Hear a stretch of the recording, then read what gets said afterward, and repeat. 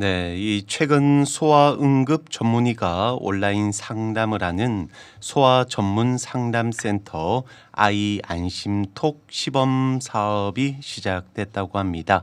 이 모든 시민은 증상 정보를 바탕으로 인근 응급실 또 병의원 등을 안내하는 응급 똑똑 앱을 활용할 수 있다고 하는데요. 오늘은 이 소식 자세히 알아보도록 하겠습니다. 울산 시민건강연구원 이승진 책임연구원 전화 연결돼 있습니다. 안녕하세요. 네, 안녕하세요. 자, 오늘 내용을 알아보기 전에 먼저 직함이 좀 달라지셨는데요. 네, 네, 축하의 말씀드리고, 자, 이 네, 울산 시민건강연구원 뭐 어떤 곳인지 뭐 간략히 소개 좀 해주시겠습니까? 네, 일단 우리 산업수도라고 불리잖아요, 네, 울산이. 그러니까 이런 울산에서 산업안전보건법의 사각지대에 놓여 있는 취약 노동자들의 건강을 증진시키는 것이 이제 저희의 이제 주요 목표라고 할 수 있고요. 네, 소규모 사업장에서 일하시는 분들이나 뭐 일용직이나 임시직 그런 이제 비정규직 또 노동자들 또 영세 자영업자라든가 일시적인 실직자들의 이 산업 보건적으로 취약한 여러 이제 노동자 계층의 건강 문제를 주로 다루고 있고 최근에는 이제 근로자들의 근골격계와 관련된 여러 이제 프로젝트들 직접 방문해서 스트레칭 교육을 시킨다던가 또 그와 동시에 이제 산업 안전 현장의 이제 안전 내용들 안전의 문제를 살펴보고 또 컨설팅하고 이런 이제 사업들을 수행하고 있는 연구원이라고 하겠습니다. 네, 아주 제대로 자리를 찾으신 것 같습니다. 네, 자, 또 앞으로도 계속해서 또 알찬 복지 관련 소식 많이 전해 주시길 바라겠습니다. 자, 그럼 오늘 본격적인 내용 알아보겠습니다. 이 아이가 아프게 되면 아이 안심톡을 활용할 수가 있다고 했는데요. 이게 어떤 사업인가요? 네, 이 보건복지부가 이 소아 환자의 불편 감소를 위해서 의료인이 24시간 상담을 제공하는 소아 전문 상담센터 아이 안심톡 시범 사업과 또 사용자의 증상 정보를 바탕으로 인근 응급실과 또 병의원 등의 이용 정보를 제공하는 응급똑똑 앱을 시범 운영하고 있습니다. 아이 안심톡은 갑작스러운 소아 응급 상황에서 이 보호자의 불안과 불편을 줄이고 또 신속하고 정확한 의료 조언을 제공하기 위해서 탄생한 공공 온라인 소아 상담 센터인데요. 아이가 밤이나 휴일에 아프면 어디로 가야 할지 막막했던 보호자들이 그런 이제 어려움을 정부가 해결하는 서비스라고 할 수 있습니다. 12세 이하 소아의 갑작스러운 증상에 대해서 소아 응급 전문의 등 이 전문 의료인이 24시간 상담 제공하고 특히 야간과 휴일에 소아 환자의 불편을 해소하는 한편 필요한 의료 정보를 제공하기 위해서 추진하는 사업이다. 이렇게 이해해 주시면 될 것 같습니다. 네.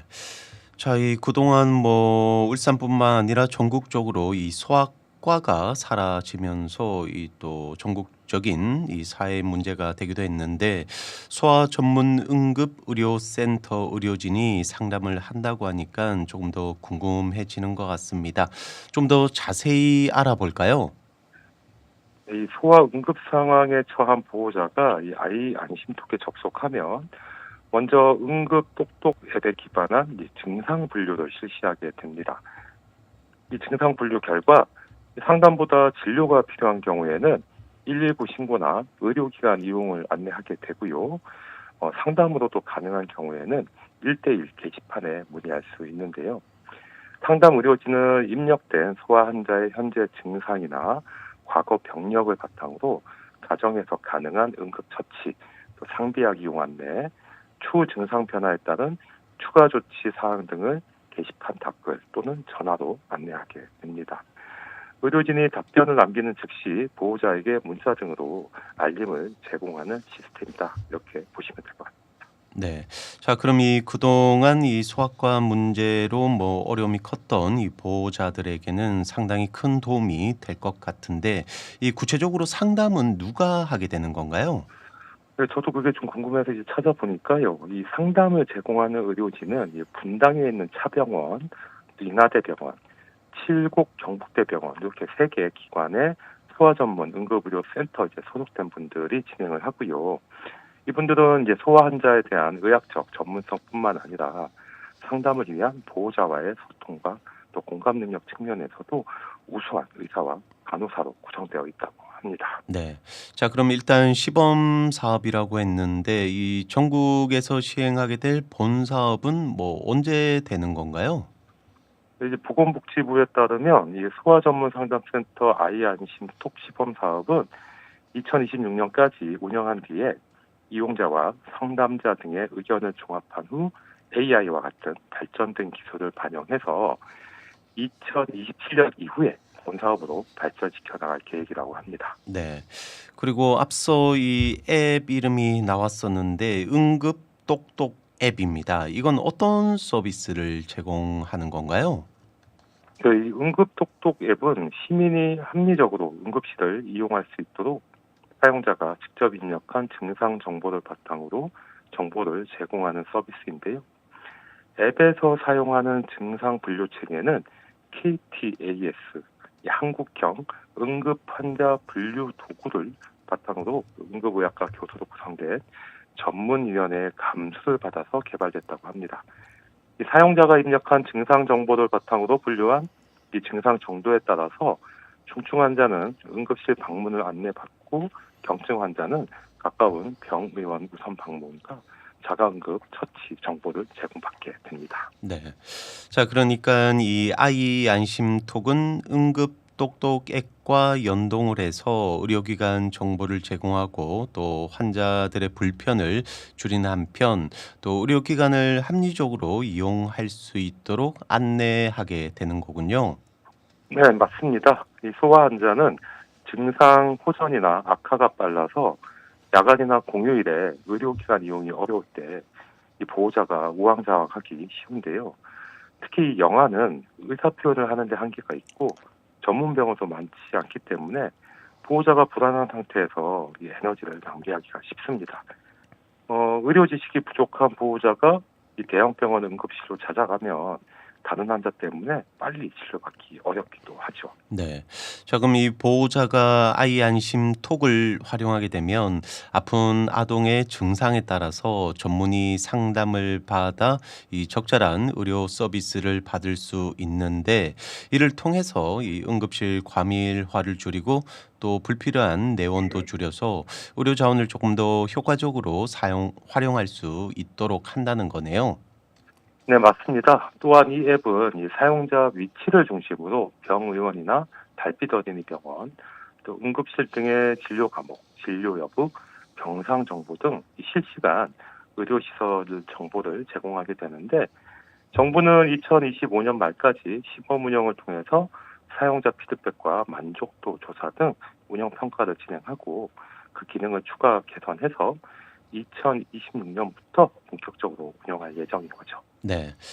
자, 그런데 다만 이 아이 안심톡 같은 경우는 이 의료 전문가의 좀 직접적으로 하는 그런 진단과는 좀 다를 수도 있을 것 같은데 어떤가요?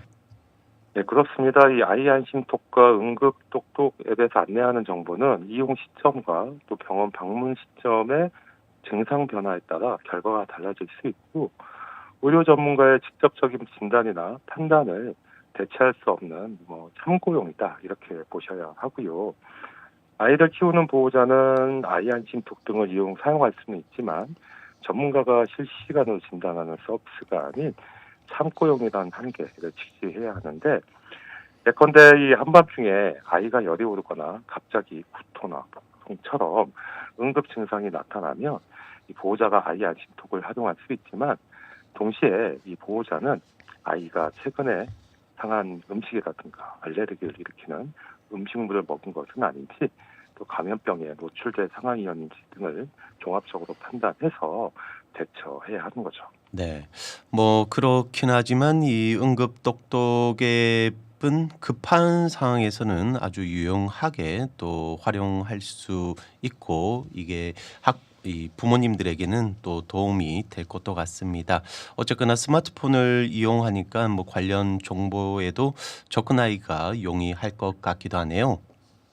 네, 그렇습니다. 이 응급똑똑 앱은 스마트폰으로 뭐 구글 플레이 스토어나 뭐 애플 앱 스토어에서 검색하면 설치하고 이용할 수 있는데 개인용 컴퓨터에서 아이 안심톡 웹사이트를 직접 접속할 수도 있습니다. 초기 이용을 위해서는 당연히 회원가입이 필요한데요. 휴대폰으로 본인 인증을 한 후 아이 정보와 증상을 입력하면 되고요. 실시간 상담을 받고자 한다면 상담 접수 후 의료진 답변 시 문자로 즉시 알림 서비스를 받고 또 필요시 전화 상담으로 전환된다고 합니다. 일단 스마트폰으로 앱을 내려받아서 회원 가입을 해두면 응급 상황에서 바로 활용할 수 있겠죠. 네, 뭐 저도 당장 앱을 깔아 봐야 될 것 같은데요. 자, 특히나 또 이 보호자 같은 경우는 좀 일반적인 의료 상식을 뭐 좀 높일 수 있다. 뭐 이런 장점도 있을 것 같은데 어떤가요? 네, 이 아이 안심톡은 언제 어디서나 아이가 아플 때 보호자가 정부가 인정한 소아 전문 의료진과 손쉽게 상담하고 또 아이의 의료적 안전망을 심화시켜주는 그런 공공보건 서비스입니다. 그런데 이제 아이 안심톡과 응급똑똑 앱은 참고용이기도 하지만 보호자가 의료 상식을 높여서 아이를 보다 안전하게 키우는 지혜를 더할 수 있게 해주는 거죠.